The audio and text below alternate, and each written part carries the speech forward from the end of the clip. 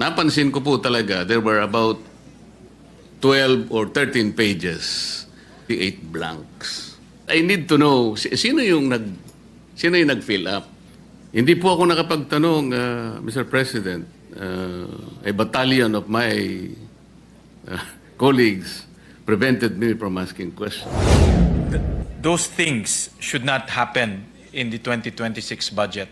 Not under my watch. Kanina po, nilapitan ako ni Senator Ping. Pagtulungan natin, sabi niya. Thank you, Mr. President. Tulungan o pagtulungan?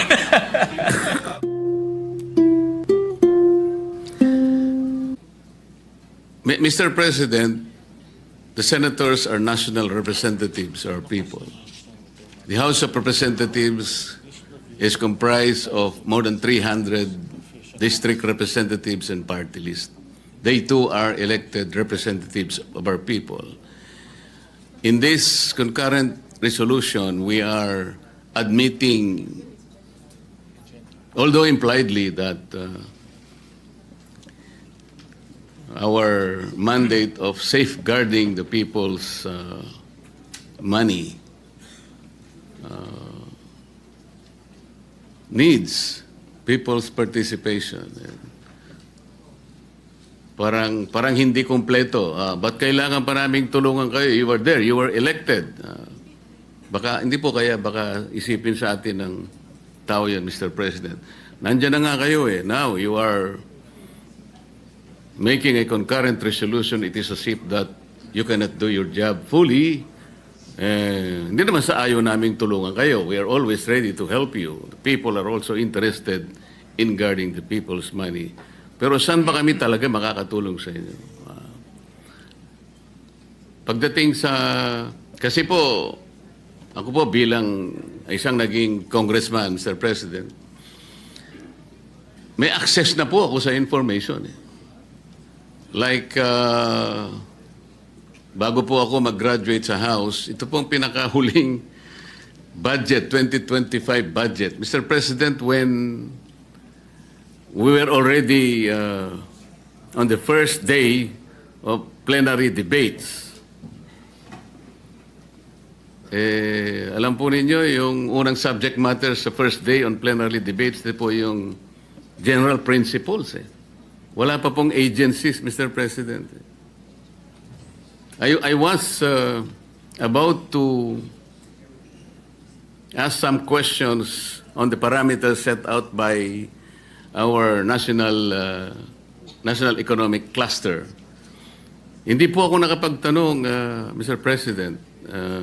A battalion of my colleagues prevented me from asking questions. So, Mr. President, kung ako po ay nandun na mismo, gusto kong magtanong man lang ng ilang tanong, hindi pa po ako nakapagtanong eh. Paano kaya po yung mga kababayan natin? How do we assure them? We wanted to give them a level of expectation, Mr. President. How do we do it? Paano natin sila pagbibigyan ng yung participation will be heard, it will be recognized, it will be vetted, gaya po ng tinatawag ni Senator Soto kanina. Interesado siya rin na talagang malaman talaga. Talaga bang madidinig? Yan po ang gusto kong itanong, Mr. President. Well, Mr. President, in the resolution, we also required that both houses should come up with a feedback mechanism, Mr. President. Kasi nga, you're absolutely correct, His Honor, that the information will be out there.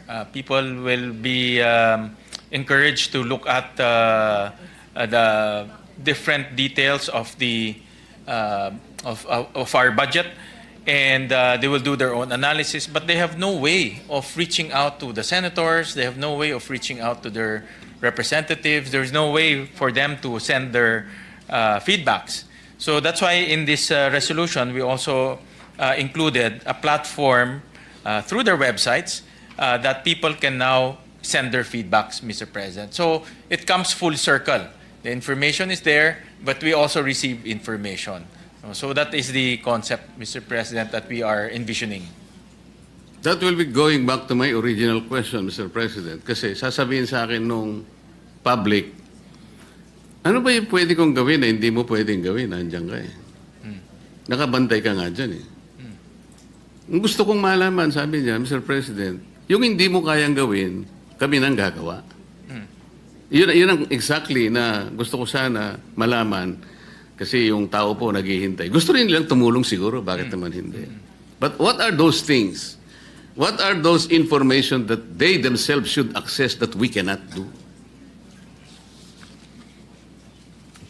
Well, Mr. President, like for example, meron ba tayong slide? Yung my X-check?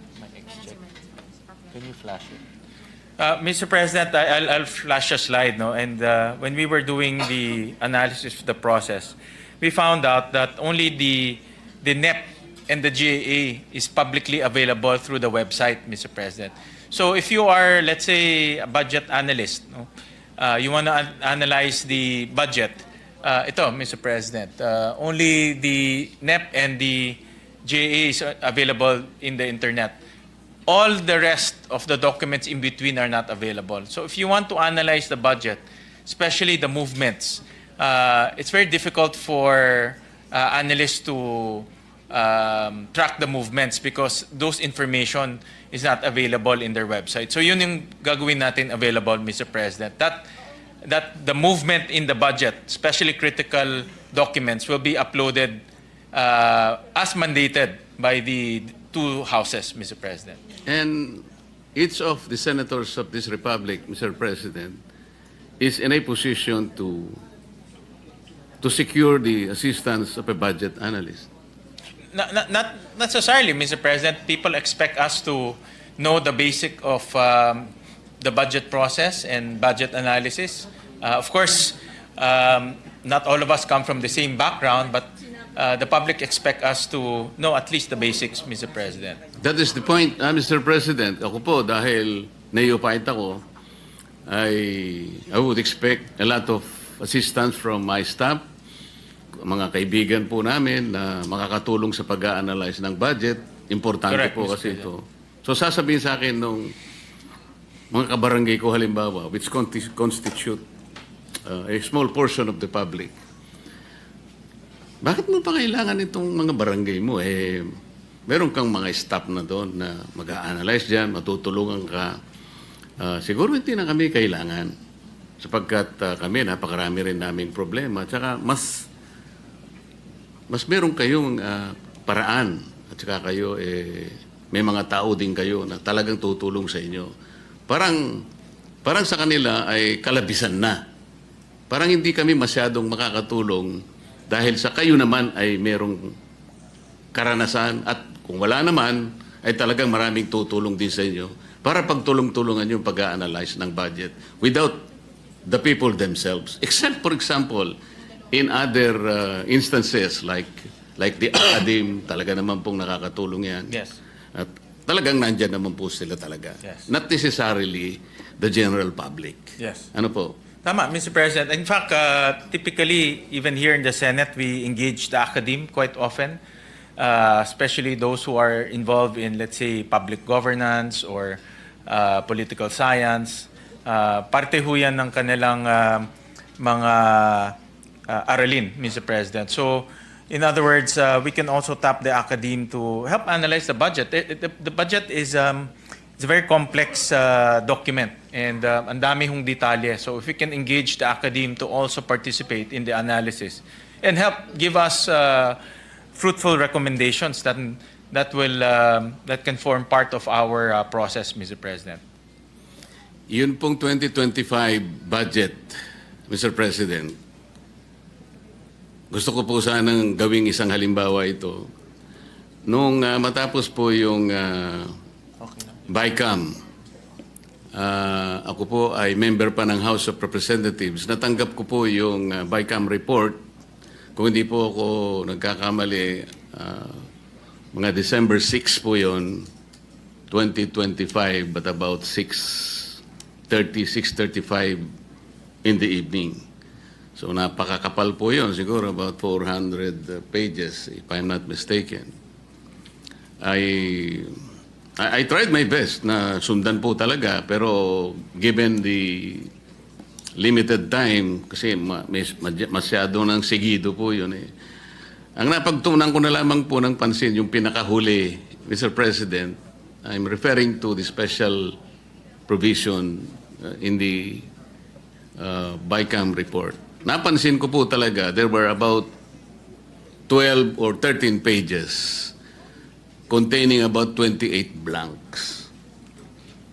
So ang ginawa ko po, Mr. President, ay tinignan ko po, pinagsikapan ko pong hanapin kung merong instruction na nandun nakalagay, like I was expecting that an annex is appended in the report where the material particulars that will be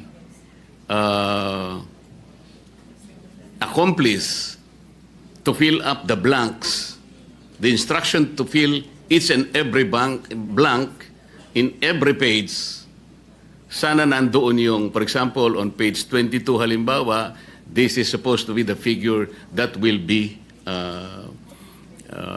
written para maka-accomplish po yun. In other words, di ko po alam kung nagkamali ako, but I was unable to find a particular page signed by the conferees o ordering somebody, for example, the administrative staff of the House of Representatives or whoever was assigned to fill up those 28 blanks na nandun naman talaga halimbawa po and pinirmahan, okay na rin siguro sa akin yun because hindi tayo mawawala because each blank has been designated with a particular data na ilalagay po sa blank. Wala po eh. So I was asking, nagpunta po ako sa office ng Secretary General. Nagbabakasakali po na makahingi ng makita yung enrolled bill because sa ating tuntunin, I think even in the Senate, meron pong 3 or 4 copies na naiiwan po sa either the Senate or the House of Representatives. The problem is, wala naman akong access. Ito yung pinag-uusapan natin eh. Because I need to know, sino yung nag-fill up? Kasi po, nung ito'y submit na sa Office of the President in the form of enrolled bill, 4 na po yung signatories doon, Mr. President. The Speaker, and the Secretary General, the Senate President, and the Senate Secretary. Yung blank po sa pinakahuli, ay po ang para sa Pangulo na po. Doon sa pipirma. So yung enrolled bill, kompleto na po yung detalye, but it did not tell the whole story as to who filled up and what is supposed to be filled up in all those material particulars. So yun pong public access natin, yung taong tutulong sa atin, paano po mapiprevent yung mga ganong pangyayari? Well, Mr. President, thank you for that question. In fact, I raised that to our technical team here in the Senate that those things should not happen in the 2026 budget. Not under my watch, Mr. President. That the members will be given blank materials to sign, Mr. President. I reminded them to be very strict in the review. Kung kailangan po 2, 3, 4 times to review the documents before letting the members sign, they should do it, Mr. President. So that's a strong reminder to the technical staff, Mr. President.